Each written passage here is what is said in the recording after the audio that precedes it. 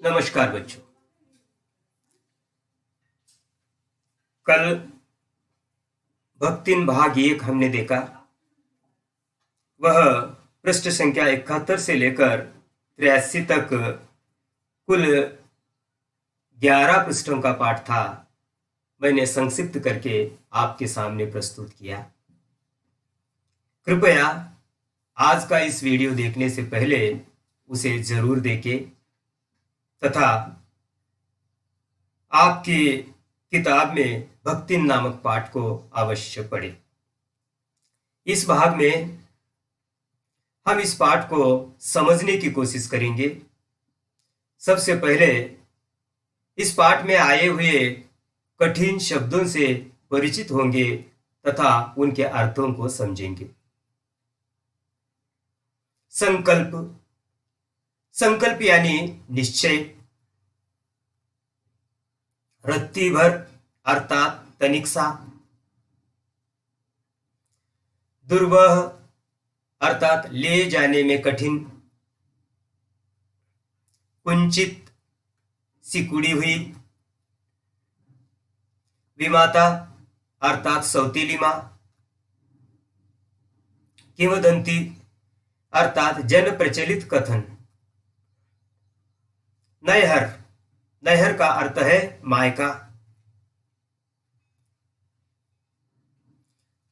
मर्म व्यथा हृदय को कष्ट देने वाली पीड़ा। काकभूषणी अर्थात कौवा। कर्मठता कठिन परिश्रम करने का गुण। तो बच्चों, अब इस पाठ में भक्तिन के व्यक्तित्व को समझने की कोशिश करेंगे और उसकी व्याख्या करेंगे। भक्तिन के जीवन के 4 परिच्छेद हैं। उसमें पहला परिच्छेद विवाह से पूर्व का है, अर्थात जन्म से लेकर उसका विवाह होने तक का समय व जीवन। आप जानते हैं कि उसका विवाह मात्र 5 साल की उम्र में हुआ था। फिर द्वितीय परिच्छेद है जीवन का ससुराल में सदवा का जीवन, अर्थात जब तक उसके पति जीवित थे तब तक का उसका जीवन इस परिच्छेद में आता है। तथा तृतीय परिच्छेद, तो तृतीय परिच्छेद में विधवा के रूप में विरक्त जीवन। जैसे उनके पति का देहांत हुआ था तब भक्तिन की उम्र मात्र 29 साल की थी। तब से शहर आने तक का जो जीवन है उस जीवन को इस तृतीय परिच्छेद में हम अध्ययन करते हैं। तथा भक्तिन के जीवन का चौथा अर्थात अंतिम परिच्छेद है। जैसे ही भक्तिन गांव को छोड़कर शहर आ जाती है तथा माधवी वर्मा के सेवा में लग जाती है, उस जीवन काल को हम चतुर्थ परिच्छेद या अध्याय में लेते हैं।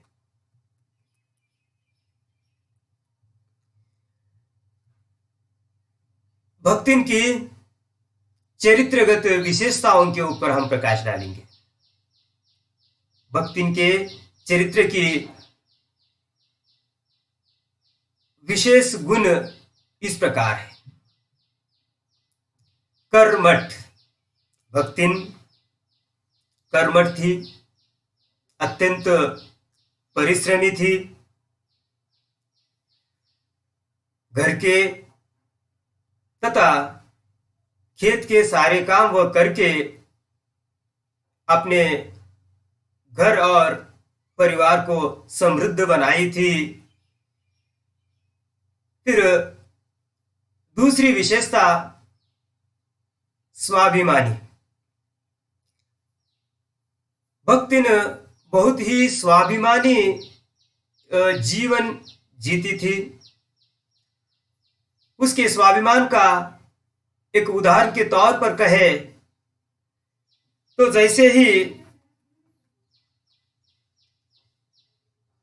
जमींदार ने भक्तिन को बुलाया और भक्तिन लगान न दे सकने के कारण सारा दिन उसको धूप में खड़ा किया और भक्तिन को लगा कि उसकी कर्मठता में यह कलंक था। वह अपमान महसूस की और उसी दिन उन्होंने यह ठान लिया कि इस गांव को छोड़ेंगे और शहर जाएंगे। फिर तीसरी विशेषता है सच्ची सेविका। अब जानते हैं जैसे ही महादेवी वर्मा के पास भक्तिन पहुंच गई, रात और दिन महादेवी वर्मा की सेवा में लगी रही। यहां तक कि लेखिका के ही शब्दों में भक्तिन सेवा में हनुमान की स्पर्धा करती है। जब तक महादेवी वर्मा पढ़ती लिखती रात में जागती तब तक भक्तिन भी उसके साथ जागती।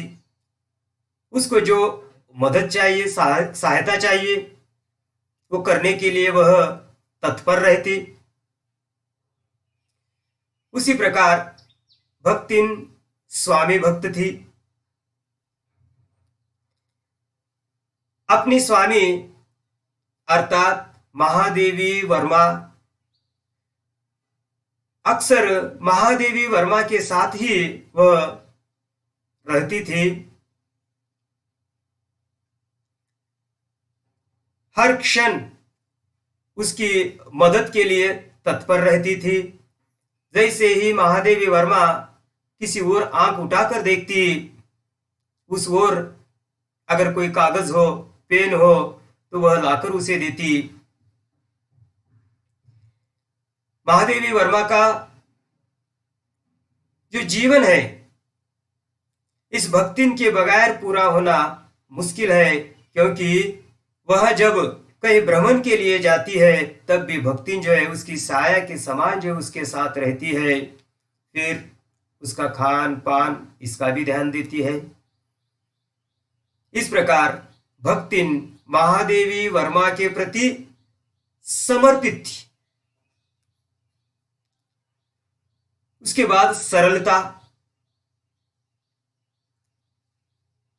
भक्तिन की जीवन की खासियत इस सरलता में ही है। वह गांव की बुढ़िया, उसमें किसी प्रकार की कोई चालाकी नहीं थी। जैसी थी वैसे ही वह पेश आती थी। आडंबर रहित उसका जीवन था। यहां तक कि उन्होंने महादेवी वर्मा के जीवन को भी सरल बनाने में कामयाब हुई।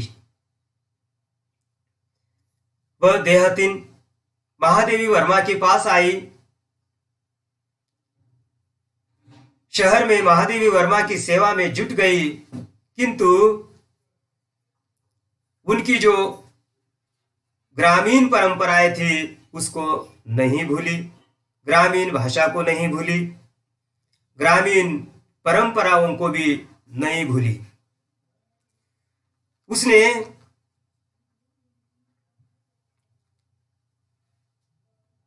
महादेवी वर्मा को भी ग्रामीण जीवन के आदी बनाया है।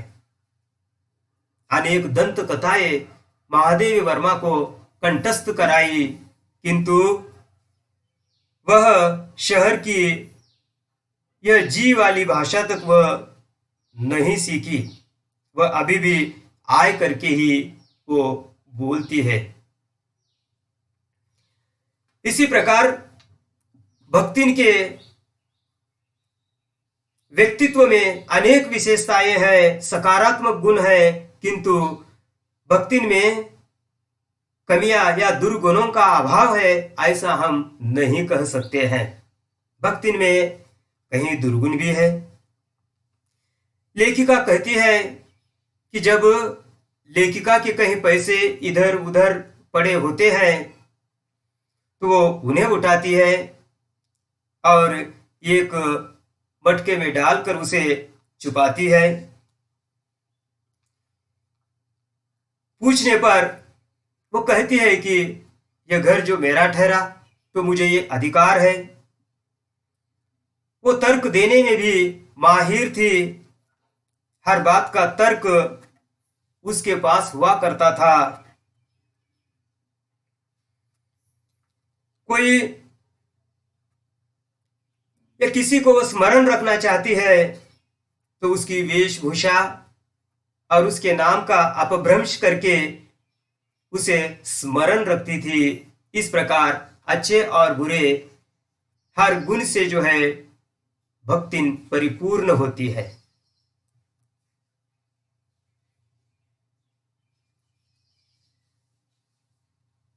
भक्तिन नामक संस्मरण में स्त्री के जीवन का चरित्र चित्रण हुआ है, खास करके विधवा जीवन का। इसमें स्त्री का स्त्री के प्रति व्यवहार हम देखते हैं कि भक्तिन जब छोटी थी तो उसकी विमाता ने उसे किस प्रकार कष्ट दिए, किस प्रकार अशिष्टता का व्यवहार भक्तिन के साथ विमाता द्वारा हुआ, तथा सास ने भी भक्तिन के साथ किस प्रकार का व्यवहार किया, अपमान। भक्तिन की सारी लड़कियां होने के कारण सास ने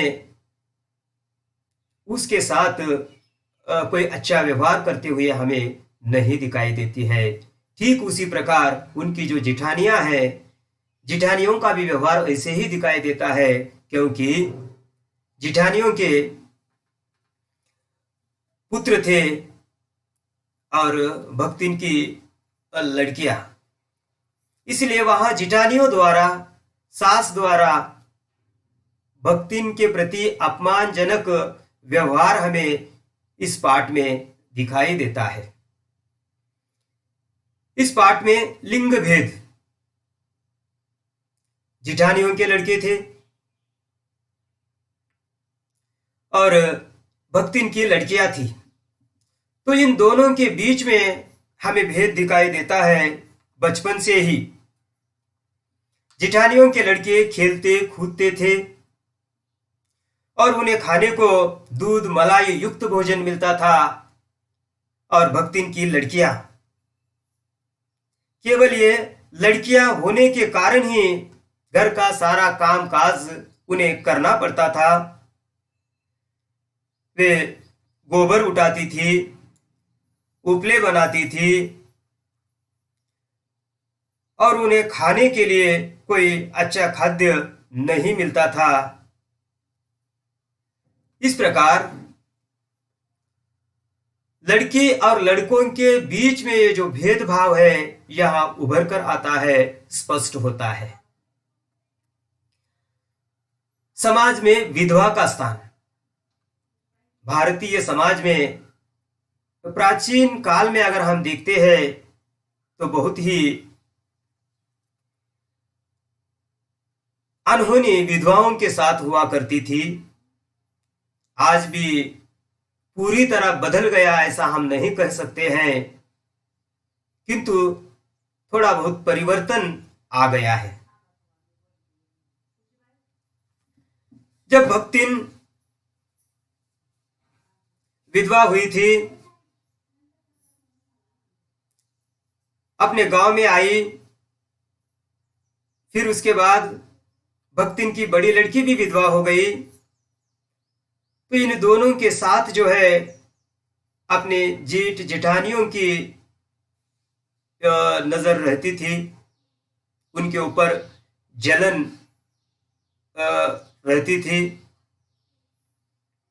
उसके साथ साथ अगर हम भक्तिन की बड़ी लड़की विधवा होने के बाद हम उसके जीवन को देखते हैं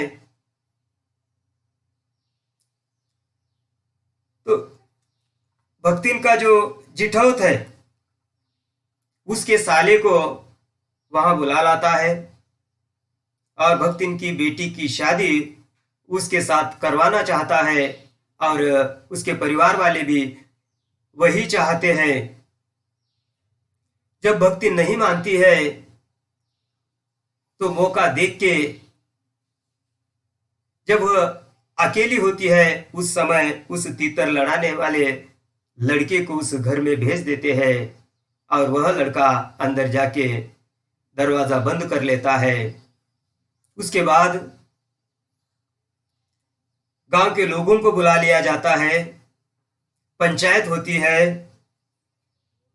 पंचायत में भक्तिन की लड़की यह तर्क देकर बताती है कि वह सच्चरित्र है, वह उस लड़के की मरम्मत करके कुंडी खोलकर उसे बाहर लाई थी।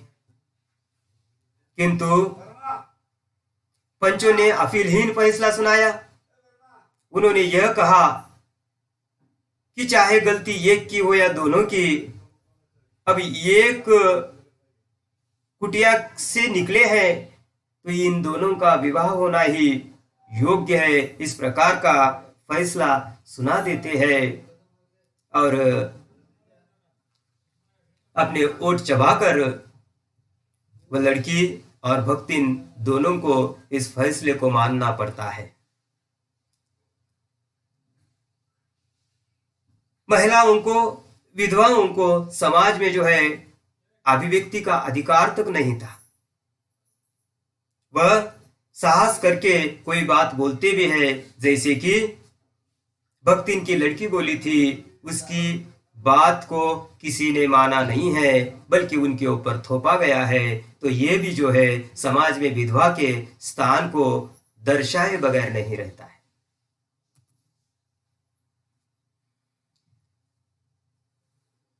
तो बच्चों, इस पाठ को हमने समझने की कोशिश की। इसके कुछ मुख्य प्रश्न मैं आपके सामने रखता हूं। पहला प्रश्न, भक्तिन का वास्तविक नाम क्या था? वह इसे क्यों छुपाती थी? दूसरा प्रश्न, भक्तिन के चरित्रगत विशेषताओं पर प्रकाश डालिए। तीसरा प्रश्न, भारतीय ग्रामीण समाज में लड़के लड़कियों में किए जाने वाले भेदभाव का उल्लेख कीजिए। चौथा प्रश्न, भक्तिन के आधार पर बताइए कि हमारा समाज विधवा के साथ कैसा व्यवहार करता है। पांचवा और अंतिम प्रश्न, भक्तिन और महादेवी के नामों में क्या विरोधाभास था? समाप्त।